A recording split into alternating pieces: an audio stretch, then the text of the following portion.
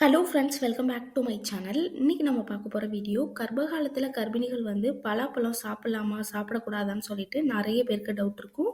இப்போ சீசனும் கூட, பலாப்பழ சீசனும். ஒரு சிலர் சாப்பிட்டா வயிறு வலிக்கும்னு சொல்லுவாங்க, ஒரு சிலருக்கு குழந்தைக்கே பாதிப்பு வந்து ஏற்படும்னு சொல்லுவாங்க, கர்ப்பிணிகள் சாப்பிடவே கூடாதுன்னு கூட ஒரு சிலர் வந்து சொல்லுவாங்க. ஆனால் கர்ப்பகாலத்தில் பலாப்பழம் சாப்பிடலாமா சாப்பிடக்கூடாதா, சாப்பிட்டா எந்த மாதிரியான நன்மைகள் கிடைக்கும், ஒரு நாளைக்கு எவ்வளோ சாப்பிடலாம், யாரெல்லாம் சாப்பிடலாம், யாரெல்லாம் சாப்பிடக்கூடாது, அதை பற்றி தான் இந்த வீடியோவில் நம்ம பார்க்க போகிறோம்.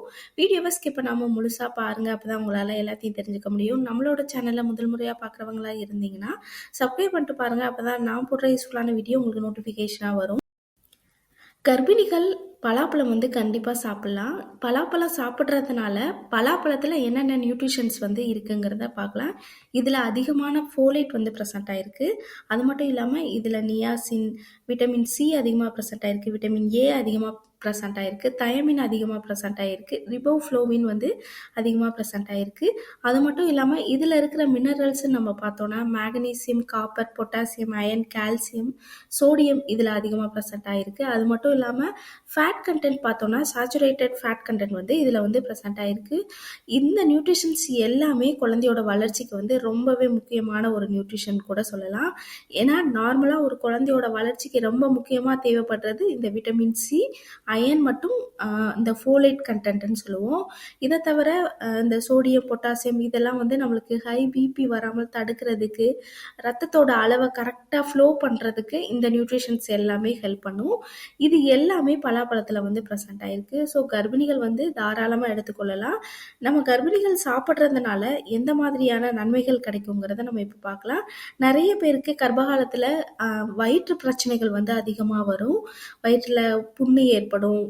அது மட்டும் இல்லாமல் நிறைய பிரச்சனைகள், வயிறு வலி, இந்த மாதிரியான பிரச்சனைகள் அதிகமாக உருவாகும். கர்ப்பகாலத்தில் கர்ப்பிணிகள் பலாப்பழம் சாப்பிட்றதுனால இந்த வயிற்றில் ஏற்படும் புண்ணுகள், வயிறு சம்மந்தப்பட்ட பிரச்சனைகள் ஈஸியாக சரியாகும்னு சொல்லியிருக்காங்க. அது மட்டும் இல்லாமல் குழந்தையோட வளர்ச்சிக்கு ரொம்ப முக்கியமாக தேவைப்படுறது கால்சியம், துத்தநாகம், இரும்புச்சத்து, பீட்டா கரோட்டின், இது எல்லாமே முக்கியமான ஒன்று. இது எல்லாமே வந்து பலாப்பழத்தில் வந்து ப்ரெசென்ட் ஆகிருக்கு. இது வந்து அது மட்டும் இல்லாமல் இதில் இருக்கிற விட்டமின் சியும் விட்டமின் ஏயும் நம்ம குழந்தையோட எலும்பு வளர்ச்சிக்கு, குழந்தையோட மூளை வளர்ச்சிக்கு, குழந்தையோட நரம்பு செல்கள் வளர்ச்சிக்கு, குழந்தையோட உறுப்புகள் வளர்ச்சிக்கு இது ரொம்பவே ஹெல்ப் பண்ணும். ஸோ கட்டாயம் கர்ப்பிணிகள் வந்து பலாப்பழம் வந்து எடுத்துக்கொள்ளலாம். அது மட்டும் இல்லாமல் ரத்த அழுத்தம், இப்போ கர்ப்பிணிகளுக்கு ஒரு முக்கியமான பிரச்சனைன்னு பார்த்தோன்னா ஹை பிபியாக இருக்கலாம் அல்லது லோ பிபியாக இருக்கலாம். நிறைய பெண்கள் வந்து ஹை பிபிக்கு வந்து டேப்லெட்ஸ் வந்து எடுப்பாங்க.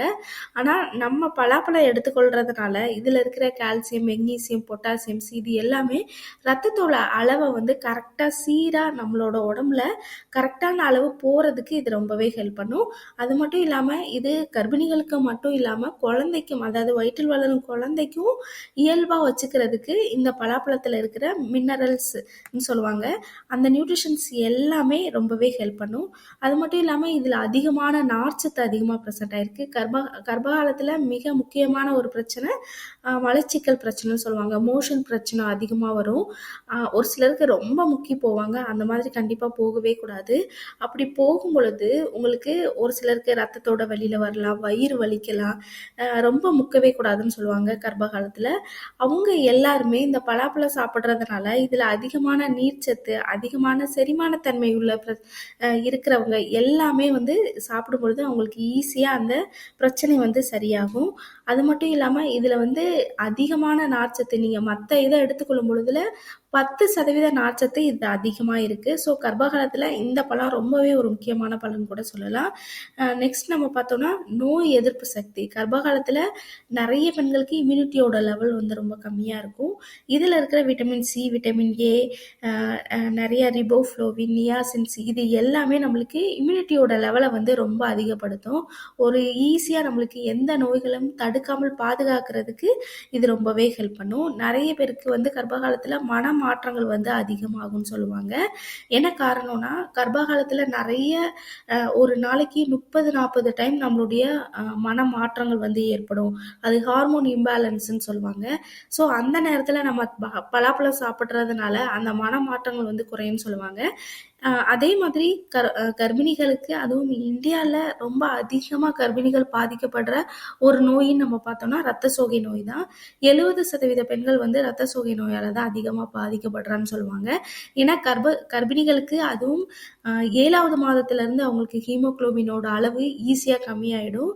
இந்த ரத்த சோகை நோயை பாதுகாக்கிறதுக்கு, அதாவது ரத்த சோகை நோய் இல்லாமல் பாதுகாக்கிறதுக்கு பலாப்பழம் எடுத்துக்கொள்றதுனால இதில் இருக்கிற ஃபோலேட் வந்து நம்மளுக்கு ஈஸியாக ஹீமோகுளோபினை வந்து ஈஸியாக இன்க்ரீஸ் பண்ணும்.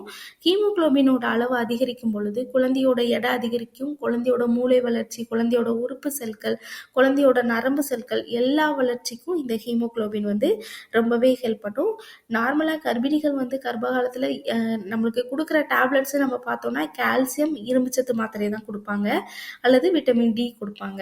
இந்த 3 டேப்லெட்டுமே அதாவது நம்மளுக்கு இரும்புச்சத்து தான் ரொம்ப அதிகமாக நம்ம டேப்லெட்ஸ் வந்து எடுத்துக்கொள்வோம்.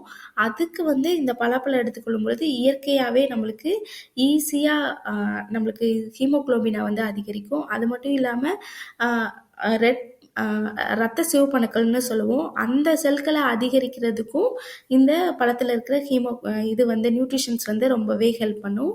நெக்ஸ்ட் நம்ம பார்த்தோம்னா நிறைய பெண்களுக்கு வந்து கர்ப்ப காலத்தில் முடி வந்து ரொம்ப கொட்டும். இந்த பலாப்பழம் மட்டும் இல்லாமல் பலாப்பழம் இருக்கிற அந்த விதைகளையும் நம்ம எடுத்துக்கொள்ளும் பொழுது அந்த கர்ப்ப காலத்தில் ஏற்படும் அந்த முடி கொட்டுறது, இந்த மாதிரியான பிரச்சனைகள் கூட ஈஸியாக சரியாகும்னு சொல்லியிருக்காங்க.